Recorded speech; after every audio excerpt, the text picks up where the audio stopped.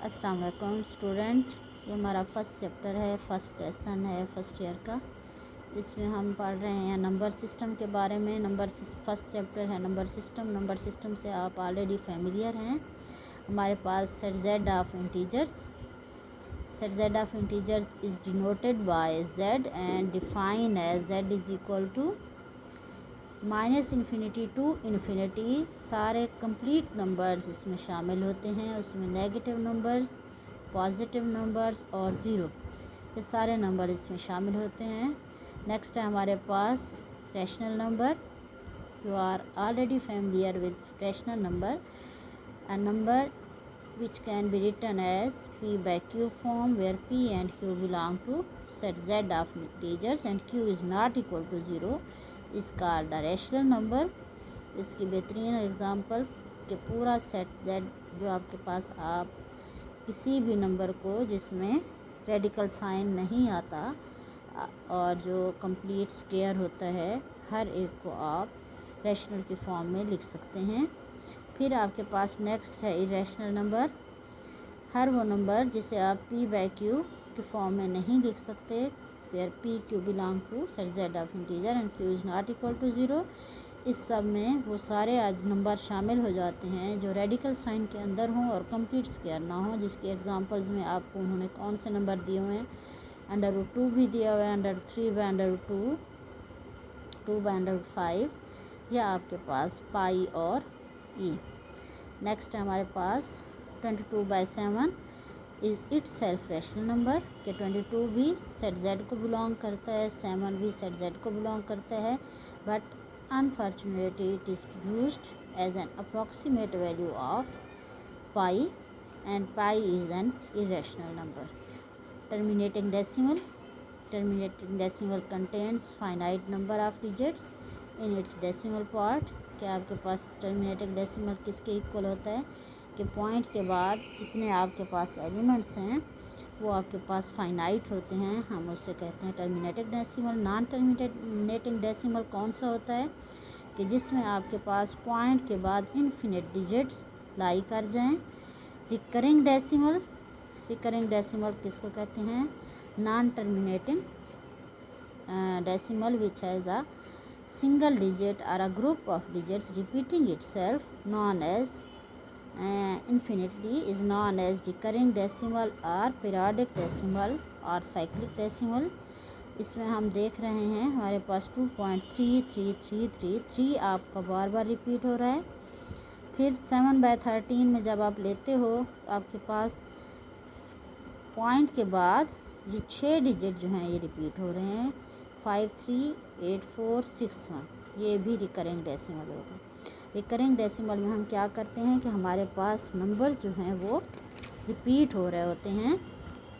Next है define non recurring decimal. Non recurring decimal neither terminating nor it is recurring और infinite number होते हैं।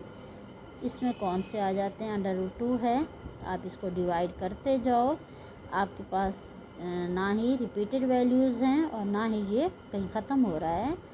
Next उन्होंने एक बहुत इंटरेस्टिंग सी आपको मालूमात दी हैं कि मल्टीप्लिकेशन ऑफ 2 इरेशनल नंबर्स में result in a rational number और एन इरेशनल नंबर।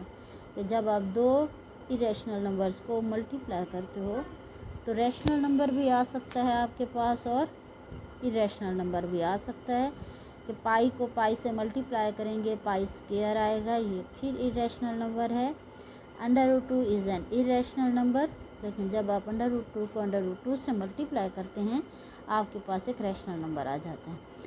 आगे एग्ज़ाम्पल्स हैं जो आपको बता रही हैं कि किस नंबर को हम किस बुनियाद पे रैशनल और इरेशनल हम इनको डिवाइड करते हैं। 0.25 ये आपके पास क्वेश्चन फॉर्म में है, of 2 integers, so it is a rational number. 25 भी एक कंप्लीट इंटीजर है, 100 भी आपके पास एक कंप्लीट इंटीजर है।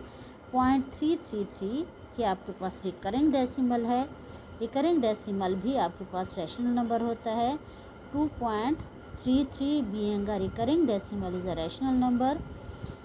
फिर आपके पास 1/7 जो है, जब आप इसको करते हैं हालांकि ये नॉन रिकरिंग डेसिमल है, लेकिन आप देख रहे हैं कि 1 आपके पास कंप्लीट नंबर है, 7 भी एक कंप्लीट इंटीजर है, तो इसे हम ईज़िली शो कर सकते हैं कि ये हमारे पास एक रैशनल नंबर है। 0.01, फिर आपके पास 001 आ गया, 0001 आ गया, टेट्रा 01 आ गया। आपका ये आप देख रहे हैं ये आर्डर जो है ना ही रिकरिंग है, ना ही रिपीटेड वैल्यूज़ हैं, ना ही टर्मिनेटिंग है, तो इसको हम कहेंगे इरेशनल नंबर। फिर आपके पास अब नंबर आ रहा है 214.121, 11, 22, 111, 222, टेट्रा 1, टेट्रा 2, ये भी नॉन रिकरिंग और नॉन टर्मिनेटिंग है, ये इरेशनल नंबर है। मेरा ख़्याल है आपको इरेशनल नंबर और रैशनल नंबर की पहचान बहुत अच्छे तरीके से हो गई होगी। How will you define a prime number? Most important students, prime number के बारे में बहुत कंफ्यूजिंग हो जाते हैं। Prime number is an integer greater than 1 but divisible by itself and 1 is not a prime number. हमेशा स्टूडेंट्स प्राइम नंबर के set में 1 को इंक्लूड कर देते हैं। क्लियर प्राइम नंबर की डेफिनेशन में होता है कि prime number is an integer greater than 1 but divisible by 1 itself and 1, कि इसका ये किसी भी नंबर का कंपोजिट फंक्शन नहीं होता। इसमें 9 को आप इंक्लूड नहीं कर सकते। 9 is an odd number, not prime number. Next है हमारे पास इसके एग्जांपल्स हैं। Prove that √2 is an irrational number, most important, और आप ये मैट्रिक में भी ये आप एग्जांपल्स कर चुके हैं। एग्जामिनेशन के पॉइंट ऑफ व्यू से मोस्ट इम्पॉर्टेंट है। हम इसको कन्वर्सली सपोज करते हैं, कंट्राडिक्टरी इसको सपोज करते हैं। सपोज करते हैं कि √2 जो है वो हमारे पास रैशनल नंबर है, इरेशनल नंबर नहीं। हमें शो तो करना है कि √2 हमारे पास इरेशनल नंबर है, लेकिन हम इसको कंट्राडिक्टरी सपोज करेंगे कि √2 इज़ अ रैशनल नंबर। अगर ये रैशनल नंबर है then by definition of rational number √2 किसके इक्वल आ जाएगा? P/Q की फॉर्म में, where PQ belong to Z and Q is not equal to 0। ये आपकी अभी थोड़ी देर पहले मैंने आपको बताया कि रैशनल नंबर की डेफिनेशन ही यही है कि आपके पास न्यूमरेटर और डिनोमिनेटर दोनों में जो इंटीजर आते हैं वो कंप्लीट इंटीजर होते हैं और डिनोमिनेटर का integer is not equal to 0 होता है। So P and Q have no common factor except 1। ये शॉर्टेस्ट फॉर्म होती है। P और Q में कोई कॉमन फैक्टर भी नहीं होता। अब √2 किसके इक्वल आ गया? P/Q। P किसके इक्वल आ जाएगा? √2Q। जब स्क्वायर करोगे P स्क्वायर आ जाएगा 2Q square. It means 2 is a factor of P square. अगर P चूँकि हमारे पास एक इंटीजर है और 2 जो है वो एक प्राइम नंबर है, प्राइम नंबर अगर किसी स्क्वायर का फैक्टर होता है तो वो उस प्राइम नंबर का भी फैक्टर होता है। ये प्राइम नंबर की खूबी है। Clearly 2 will also be a factor of P। 2 अगर P स्क्वायर का फैक्टर है तो डेफिनेटली ये P का भी फैक्टर होगा। एट P फिर हम किसके इक्वल करेंगे? 2m, where m belong to Z। P 2m हम किस में पुट करेंगे? इक्वेशन 1 में। तो आपके पास 2m square equal to 2q square और 2q स्क्वायर हो जाएगा 4m स्क्वायर और q स्क्वायर आ जाएगा फिर 2m स्क्वायर के। इसका मतलब है कि 2 is a factor of q square. अगर q स्क्वायर का फैक्टर है तो bye definition of prime 2 is a prime number. 2 should be a factor of q from a and b। Factor P and Q have common factor 2. This is a contradiction of first position. Hence √2 is an irrational number. इसी की बुनियाद पे इसी के तरीके से हम next example भी करेंगे। हमारे पास √3 का, √5 भी आप कर सकते हो। √3 भी आपके पास इरेशनल नंबर है। √6 आपके पास इरेशनल नंबर है। √5 इरेशनल नंबर है। Define set of real number. Real number is either rational number और इरेशनल नंबर और union of both. Real number system जो है हमारे पास, उसमें रैशनल और इरेशनल दोनों इंक्लूड होते हैं। बाइनरी ऑपरेशन, बाइनरी दो को कहते हैं, दो एलिमेंट्स के दरमियान, दो डिजिट्स के दरमियान, दो रियल नंबर्स के दरमियान जो आप ऑपरेट करते हो उसको हम कहते हैं बाइनरी ऑपरेशन। बाइनरी ऑपरेशन आप जिनसे फेमिलियर हो, एडिशन है, मल्टीप्लिकेशन है, डिवीज़न है, सब्ट्रैक्शन है। यहाँ उन्होंने डेफिनेशन क्या दी हुई है, मैं पढ़ देती हूँ। An operation that combines two elements to get a single same और different element, addition, subtraction, multiplication, while in set theory union and intersection are some binary operations. There are many more binary operations usually denoted by star. कि जब ये तो वो binary operations हैं, addition, multiplication, division, subtraction, union, intersection, जिनसे आप already familiar हो। लेकिन ऐसे बाइनरी ऑपरेशंस जिनसे आप ऑलरेडी फेमिलियर नहीं हो, उनको जब हम डिनोट करते हैं तो हम उसे स्टार से डिनोट करते हैं। प्रॉपर्टीज़ ऑफ रियल नंबर्स आ जाती हैं। प्रॉपर्टीज़ ऑफ रियल नंबर में आप फेमिलियर हो किससे? State the closure property of real number with respect to addition, with respect to multiplication. इसी तरीके से होगा। क्लोजर प्रॉपर्टी कहते हैं कि आप जो भी एलिमेंट लो उस सेट का अंडर दैट ऑपरेशन, जो ऑपरेशन आप ले रहे हो, बाइनरी ऑपरेशन जो भी आप यूज़ कर रहे हो, एडिशन या मल्टीप्लिकेशन, नॉर्मली हम इन्हीं दो को यूज़ करते हैं। तो अगर उसके किसी भी सेट के दो एलिमेंट्स लो, अंडर एडिशन जो रिज़ल्ट आए वो भी उसी सेट को बिलोंग कर जाए, तो हम कहते हैं कि given set is closed under addition. Set R of real numbers, उसके कोई से दो एलिमेंट्स आप लो, जब आप उनको ऐड करते हो आपके पास जो एलिमेंट आता है वो भी एक रियल नंबर होता है। Associative property of real numbers, associative property आपको मालूम है हमेशा तीन एलिमेंट्स के दरमियान होती है।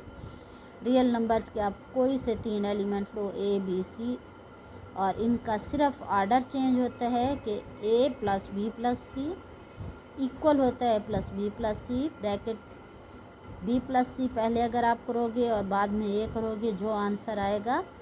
इसी तरह ए प्लस बी पहले कर लो फिर सी ऐड कर लो, दोनों का आंसर सेम हो जाएगा। Additive identity of real numbers, identity कहते हैं कि जब आप किसी भी उस नंबर को किसी भी एलिमेंट में ऐड करो उस नंबर पे कोई फ़र्क ना पड़े।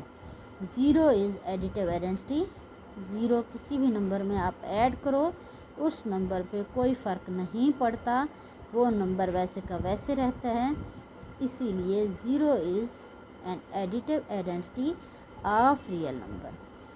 फिर additive inverse of real number, real number मैंने अभी आपको बताया, रियल नंबर में सारे रैशनल और इरेशनल सारे नंबर उसमें शामिल हो जाते हैं। तो जब भी आप किसी भी नंबर में कोई भी आप एक नंबर ए लो, उसमें जब आप माइनस ए ऐड करोगे तो आपके पास एडिटिव आइडेंटिटी आ जाए, तो हम ए को कहते हैं इन्वर्स है माइनस ए का, और minus A is additive inverse of A. Commutative property of real number with respect to addition, कि ए प्लस बी हमेशा इक्वल होता है बी प्लस ए के, तो ये कम्यूट करते हैं। आप पहले ए लिखो या पहले बी लिखो, इस पर कोई फ़र्क नहीं पड़ता। तो ये आपके पास कम्यूटेटिव प्रॉपर्टी हो गई विद रिस्पेक्ट टू एडिशन। यही सारी प्रॉपर्टीज़ हम देखते हैं अंडर मल्टीप्लिकेशन, कि set R of real number closed है अंडर मल्टीप्लिकेशन। आप कोई से नंबर लो, ए बी करो या बी ए करो, सेम होता है। एसोसिएटिव लॉ भी इसमें होल्ड करता है। Multiplicative identity of real number one है, वन किसी भी एलिमेंट से किसी भी रियल नंबर से मल्टीप्लाई हो उस नंबर पे कोई फ़र्क नहीं पड़ता। इसी तरह कोई भी नंबर ए है, आप 1/a से उसे मल्टीप्लाई करो, आपके पास मल्टीप्लिकेटिव आइडेंटिटी वन आ जाता है। तो ए का मल्टीप्लिकेटिव इन्वर्स है 1/a और 1/a का मल्टीप्लिकेटिव इन्वर्स है a। Commutative property of real numbers with respect to multiplication, कि कोई से दो एलिमेंट लो ए बी, वो हमेशा बी ए के इक्वल आते हैं, इसको हम कहते हैं कि ये set R of real number. इसमें commutative property with respect to multiplication लाई करती है। State the left distribution property with real numbers. अब तक हमने अलग-अलग प्रॉपर्टीज़ पढ़ी एडिशन और मल्टीप्लिकेशन की। पहले हमने प्रॉपर्टीज़ पढ़ी एडिटिव प्रॉपर्टीज़, फिर हमने प्रॉपर्टीज़ पढ़ी मल्टीप्लिकेटिव प्रॉपर्टीज़। जब इन दोनों को हम मिलाएंगे तो हम इसको कहते हैं सिंबॉलिकली कि अगर हमारे पास 3 एलिमेंट हैं ए बी सी जो आर को बिलोंग कर रहे हैं, ए इंटू बी प्लस सी, ये लेफ़्ट डिस्ट्रीब्यूटिव प्रॉपर्टी है, ए लेफ़्ट पे है तो आपके पास एक इसके इक्वल आ गया ए बी प्लस ए सी के। राइट डिस्ट्रीब्यूटिव प्रॉपर्टी क्या हो जाएगी कि ए आपका राइट पे चला जाएगा, बी प्लस सी इंटू ए किसके इक्वल है बी ए प्लस सी है। ये हमारे पास डिस्ट्रीब्यूटिव प्रॉपर्टीज़ है ऑफ रियल नंबर। फिर आ जाता है इक्वलिटी प्रॉपर्टीज़। इक्वलिटी प्रॉपर्टीज़ क्या हैं कि दो एलिमेंट्स कब इक्वल हो जाएंगे। What do you mean by reflexive properties of real number, कि हर element every real number is always equal to itself.